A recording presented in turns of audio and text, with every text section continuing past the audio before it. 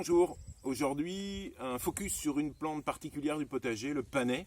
Le panais est une plante très intéressante dans le potager pour plusieurs raisons. Et donc je voudrais vous expliquer un petit peu son fonctionnement et comment on fait. Vous avez vu dans une de mes vidéos, j'alterne semis de carottes, semis de panais.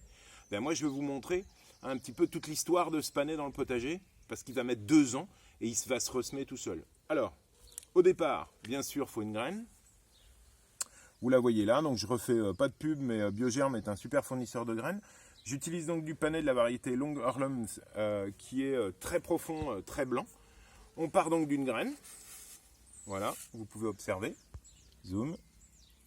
Et donc ces graines-là, au départ, bien sûr, on les achète. Et puis après, dans le jardin, cette plante va se ressemer toute seule, toute seule, toute seule. Moi, je vous ai montré un semis à partir de graines achetées, mais vous verrez, je vais vous montrer comment il peut se ressemer tout seul.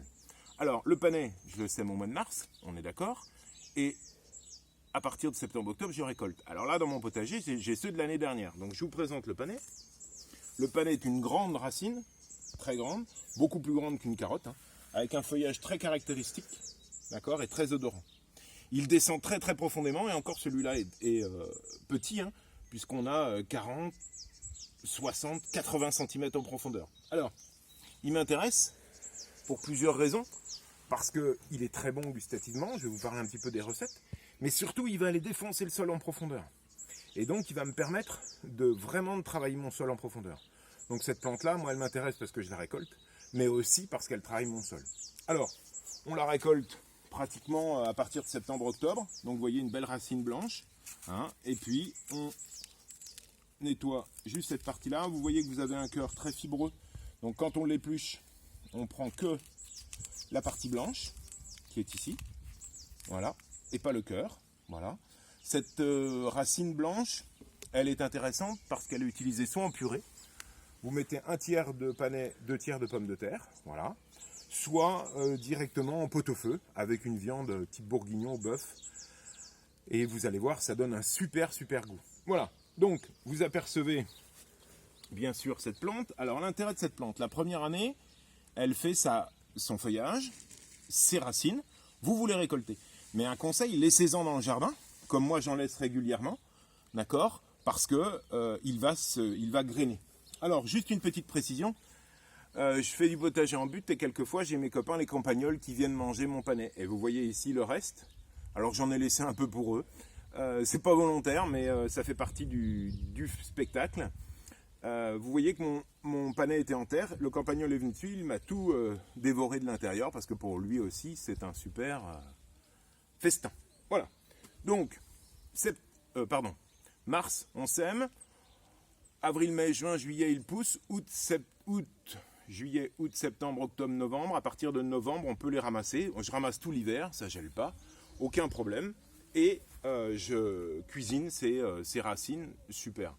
Mais dans mon potager, j'en laisse. Et vous en voyez ici, au pied de la fourche. Ici, vous voyez des panais que je vais laisser cette année, donc une deuxième année. Et on verra que le panais, dans sa deuxième année, fait une floraison et va m'en mettre partout dans le potager. Alors, vous pouvez aller un petit peu plus loin. Et vous observez ici une floraison, alors un petit peu précoce pour la saison, mais pour vous, ce sera suffisant.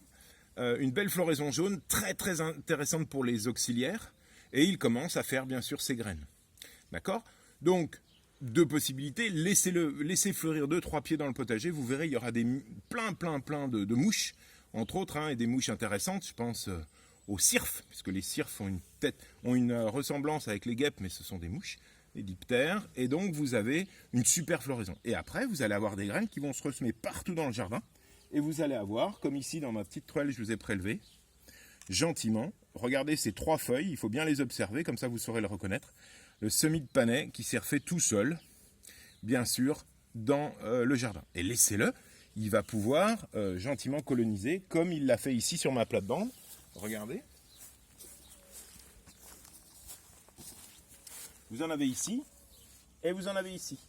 Alors, je vous surprends peut-être avec la forme de ma plate-bande. Il est clair que, en laissant tout ça, c'est pas un jardinage très droit, très académique. Mais là-dedans, je vais pouvoir repiquer 2-3 salades, 2-3 trucs. Et ça, c'est intéressant. Moi, ça m'intéresse de voir comment les plantes réagissent entre elles.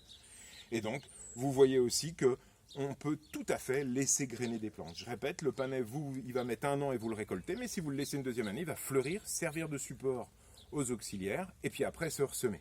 On se retrouve dans un autre coin du jardin, où je vais pouvoir vous montrer que j'ai eu un semis énorme de panais, que je vais pouvoir repiquer. A tout de suite.